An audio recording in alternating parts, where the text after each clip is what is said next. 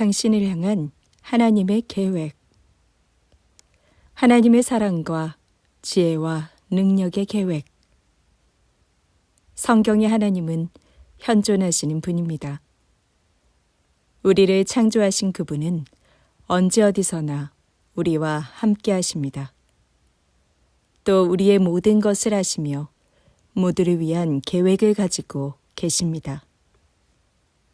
성경에 드러나 있고 복음으로 확증되었듯이 그것은 자비와 소망을 가져오는 사랑의 계획이요. 우리를 지혜롭게 하여 소망과 기쁨을 가져오는 지혜의 계획이며 확신과 평안을 가져오는 능력의 계획입니다. 또한 그것은 하나님의 아들, 우리 주 예수 그리스도와 니케아 신조에서 생명을 주시는 주라 칭해진 하나님의 성령에 의해 성취되는 계획들로 그 모든 것의 궁극은 성부와 성자와 성령의 영광입니다. 당신을 향한 하나님의 계획이라는 원제목을 보고 당황하지 않기 바란다. 너무 대담한 제목처럼 보일 수도 있다. 내가 마치 점성가와 점쟁이들이나 말하는 그리스도인은 절대로 모르는 뭔가를 미리 알고 있다고 주장하는 것처럼 비칠지 모르겠다. 하지만 책 첫 페이지에서 보여주듯이 이 책의 제목은 바벨론의 포로로 잡혀가 있던 유대인들에게 말씀하셨고 예레미야서에 기록된 하나님 말씀을 반영한 것이다. 그것을 제목으로 택한 것은 하나님과 우리 미래 모두의 주인 되시는 하나님이 자기 백성을 어딘가 멋진 곳으로 이끌어가고 계심을 마음에 확실히 새기기 위해서이다. 성경 본문의 난회주는 이렇게 단언하는데 참 옳은 말이다. 미래를 아시는 하나님이 우리에게 할 일을 주시고 우리가 그분의 사명을 성취할 때 우리와 함께 하시는 한 우리는 무한한 소망을 가질 수 있다. 우리가 고통이나 고난이나 역경을 당하지 않으리라는 의미는 아니다. 하지만 우리가 영광스러운 귀결에 이르도록 하나님이 끝까지 도우시리라는 것은 분명하다. 그래서 존 라일랜드가 지은 찬송가 가사에는 충분한 근거가 있는 셈이다. 하늘의 주권적 통치자, 언제나 자비롭고 언제나 지혜로우신 분, 내 모든 시간은 당신의 손안에 있으며 모든 사건은 당신의 명령을 따르나이다. 이 땅을 지으신 그분의 명령이 나의 첫 번째와 두 번째 탄생을, 부모와 출생지와 시간을 정하셨네. 모든 것은 그분이 정하셨도다. 나를 모태에서 지으신 그분, 그분이 나를 무덤에 이를 때까지 인도하시리. 내 모든 시간은 언제나 그분의 지혜로운 명령을 따르리. 아플 때와 건강할 때, 가난할 때와 부유할 때, 시련과 슬픔이 닥칠 때, 승리와 위안이 있을 때, 시험하는 분의 힘이 입증될 때, 구세주의 사랑을 시험할 때, 이 모든 때는 왔다가 지속되고 또 끝나네. 나의 하늘 아버지를 기쁘시게 하리라. 재앙과 죽음이 내 주위를 날지만 그분이 명하시기까지 나는 죽을 수 없네. 단 하나의 화살도 나를 맞힐 수 없네. 사랑의 하나님이 합당하다고 말씀하시기까지는. 앞으로 각 장에서는 하나님의 계획을 다양한 맥락에서 조명하고 적용하려고 한다. 처음부터 끝까지 성경의 주권자 하나님을 믿으며 살 때 인생이 어떻게 보이고 느껴지는지를 보여주려는 것이다. 또한 문화와 교회 안에 복잡하게 서로 대립되고 있는 퇴폐적인 경향들 속에서 바른 태도를 형성하고 옳은 가치에 초점을 맞추며 현명한 결정을 내리도록 도와주려는 것이다. 이제 살펴볼 하나님의 계획은 우선 근본적으로 지금 우리가 있는 곳에서 하나님과 충만한 교제를 나누고 완벽한 삶을 살도록 이끄신다는 것이다. 그리고 구체적으로는 이런 틀 안에서 하나님과 협력하여 이 과정의 필수적인 겸손한 마음, 도움의 손길, 거룩한 소망을 주시는, 즉 우리 안에서 역사하시는 하나님의 일을 말한다. 원제목에서 지칭하는 당신은 나와 마찬가지로 사나 죽으나 영원토록 우리와 하나님의 관계가 가장 중요하며 지금 여기서도 그것이 주된 관심사가 되어야 한다고 확신하는 이상적인 독자들이다. 당신도 나와 같은 생각인가? 그러기를 바란다. 그러면 이제 함께 본론에 들어가 보자. 3살 배기 아이들이 좋아하는 그림책 I am 버니는 토끼의 관점에서 삶을 바라본다. 그렇게 따지면 이 책에 나는 신학자라는 제목을 붙일 수도 있었다. 그런 제목을 붙였다면 독단적이고 엘리트주의 같고 극도로 고루한 인상을 주어 마치 납이 들어있는 풍선처럼 책과 저자를 바로 망각 속에 가라앉혔을 것이다. 하지만 능력을 주장하는 것이 아니라 헌신을 선포하는 데 있어서는 전적으로 부적당한 제목은 아니다. 나는 신학자 눈에 띌 수밖에 없는 몇 가지 문제를 정확하게 지적하고 최선을 다해 적절하고 독특한 신학자의 역할을 감당하려고 한다. 그 역할은 무엇인가? 아니, 신학이란 무엇인가? 항상 처음부터 시작해야 한다. 신학은 단어의 어원을 살펴보면 의미를 분명히 알 수 있는 용어들, 그런 용어가 그리 많지는 않다. 그 용어들 가운데 하나이다. 신학은 헬라어 단어인 테오스와 로고스에서 나왔으며 하나님에 대한 이야기, 좀 더 자세히 말하면 하나님에 대한 진술에 표현된 하나님에 대한 생각들을 의미한다. 하나님에 대한 생각들은 하나님 자신의 생각과 부합할 때만 옳은 것이다. 신학은 하나님이 계시한 진리인 성경의 가르침이 우리 마음을 관통할 때만 좋은 신학이다. 그러므로 신학은 말하는 훈련이기 이전에 듣는 훈련이다. 웨스트민스터 신앙고백 1조 10항에 나오는 성령이 성경에서 말씀하시는 것을 듣고 그것이 우리 삶을 바로잡고 지도하게끔 적용하려 애쓰는 것이다. 우리는 의심과 질문에 대한 해결책을 찾기 위해 성경의 가르침을 살펴본다. 그리고 그 가르침 안에서 우리가 생각하고 살아가는 방식에 대해 하나님이 질문하시게 한다. 신학자란 이런 과정을 돕는 사람들을 칭하는 이름이다. 나는 신학자. 어떤 의미에서 보면 그리스도인은 모두 신학자이다. 무슨 말을 하든지 하나님에 대해 말하기만 하면 신학자라고 할 수 있다. 마치 소리가 어떻든 건반을 두드리기만 하면 피아니스트라고 부를 수 있는 것과 마찬가지이다. 23개월 된 내 손자는 내가 초고를 쓰는 동안에도 피아니스트의 역할을 하고 있다. 그렇다면 문제는 당신이 그 일을 잘하는가 못하는가이다.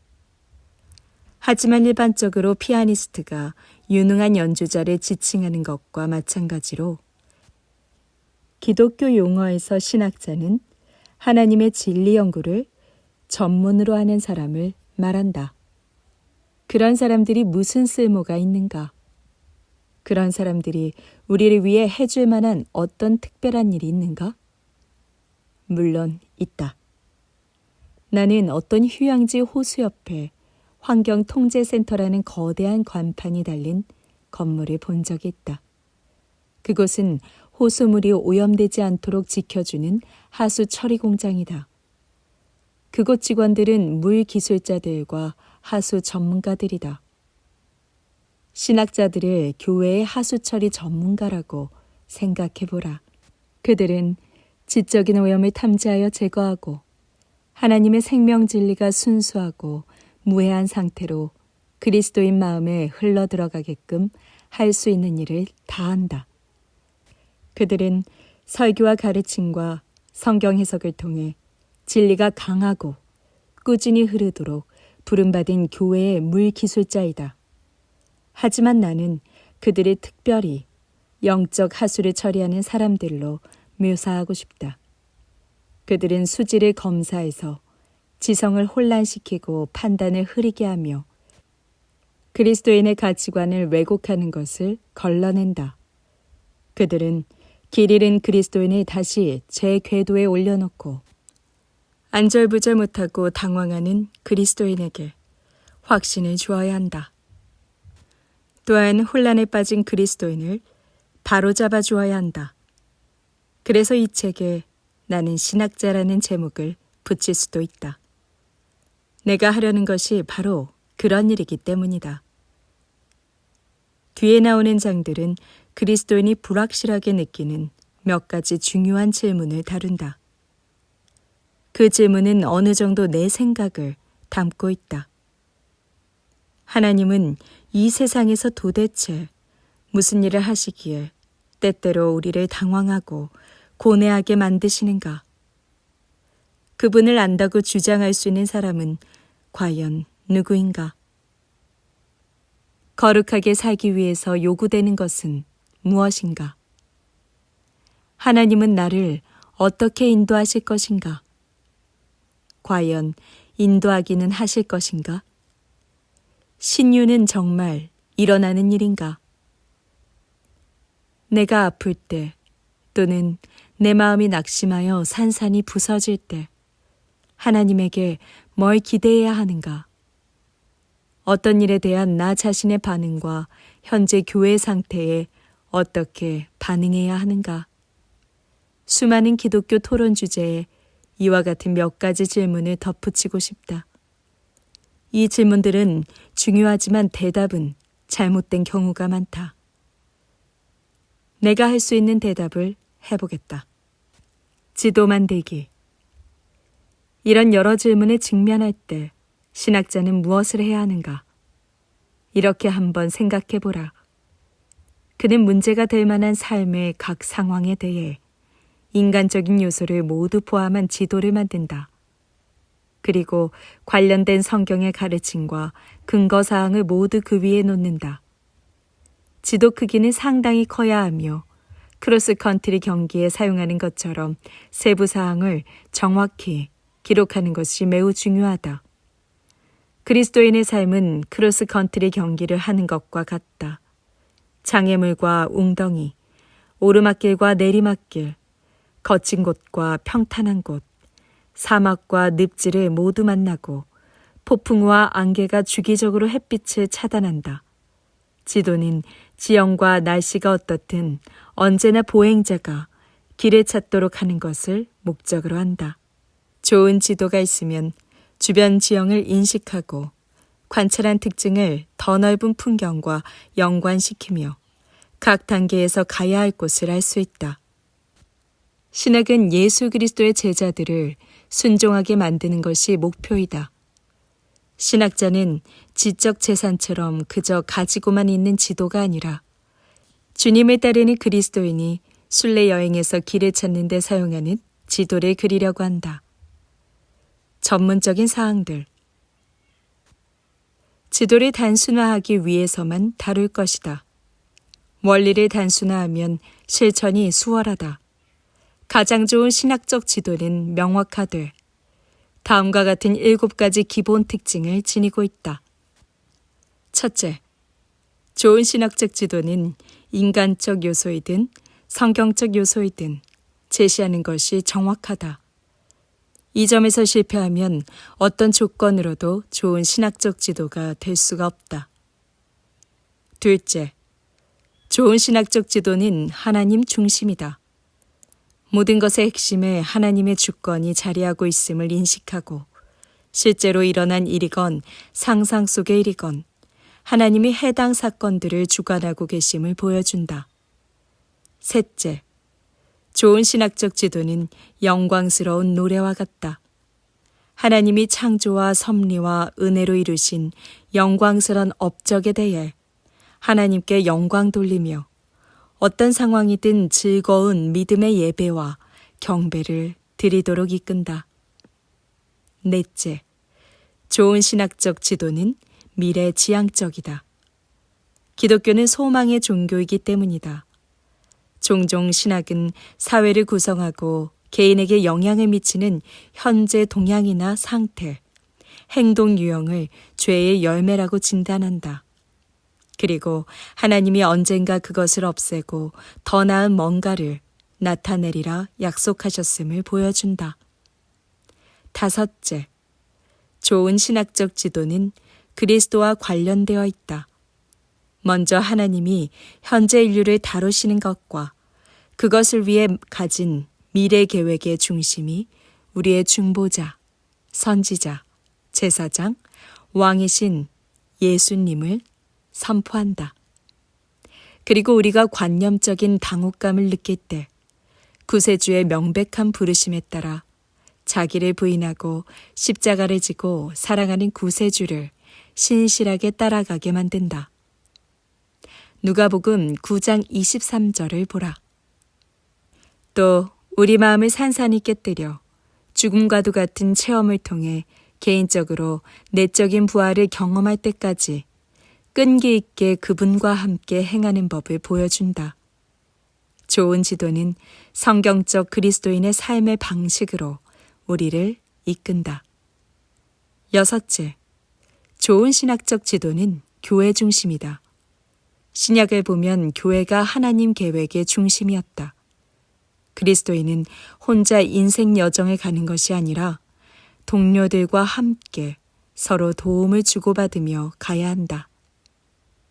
일곱째, 좋은 신학적 지도는 자유에 초점을 맞춘다.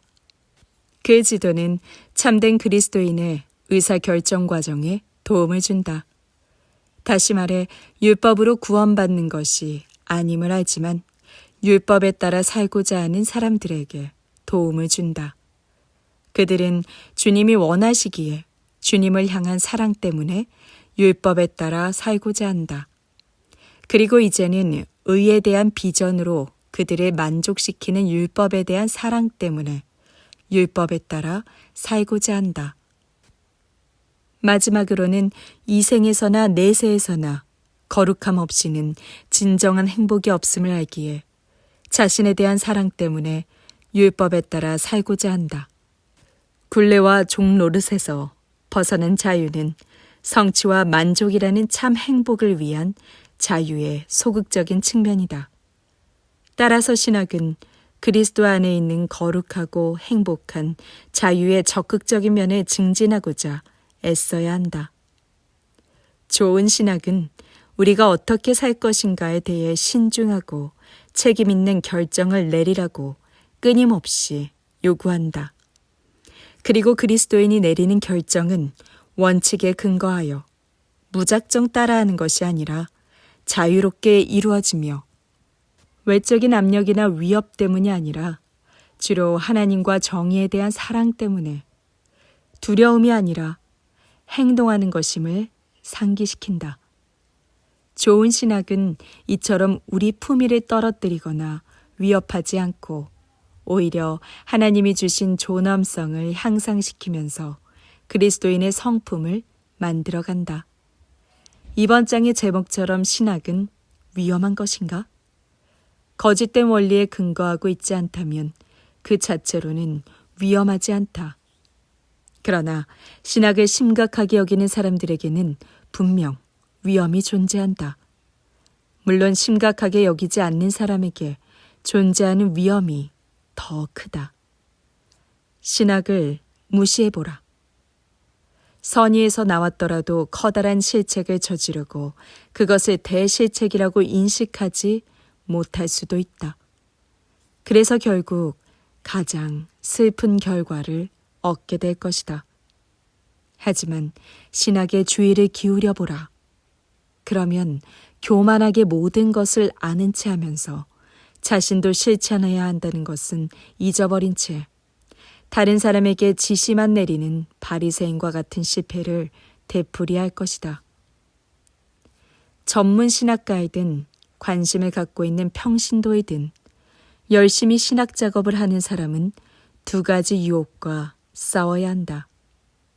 첫째는 다른 사람보다 좀 더 안다는 이유로 자신을 우월한 그리스도인으로 보려는 것이며, 둘째는 전문 지식이 있기 때문에 자신들은 일반 규칙이 적용되지 않는 치외 법권적 계층에 속하며, 그래서 다른 사람에게 주어진 의무에서 면제되었다고 생각하는 것이다.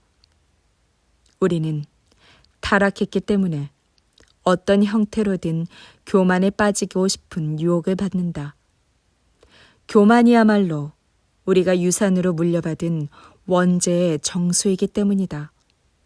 그리고 신학자 지망생, 성직자와 평신도, 학자와 목회자 모두 반복적으로 그런 시험을 만난다.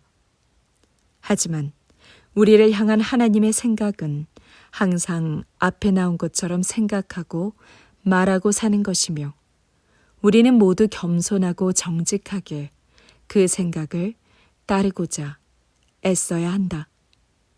그것이 유일한 경건의 길이다. 우리를 향한 하나님의 계획에 대한 신학적 토론은 언제나 그 경건의 길을 가리키는 것이어야 한다. 어떤 문제를 다루는 신학적 방법이 대부분 그런 표준에 미치지 못한다는 사실을 부인하는 건 아니다. 교회 내의 권위주의와 교회 바깥의 세속주의, 그리고 아덴 사람들과 같은 대학과 신학교의 마음 자세 등이 예전이나 지금이나 신학을 오염시킨다. 하지만 지금 그것에 신경 쓸 필요는 없다. 나는 다만 어떤 기준으로 작업을 할 것인지 알리고자 하는 것이다. 실패하더라도 최선을 다하고 있다는 것만은 기억해 주기 바란다. 책 내용 가운데 몇 장은 1987년에 처음 쓴 것인데 그로부터 10여 년이 흘렀다.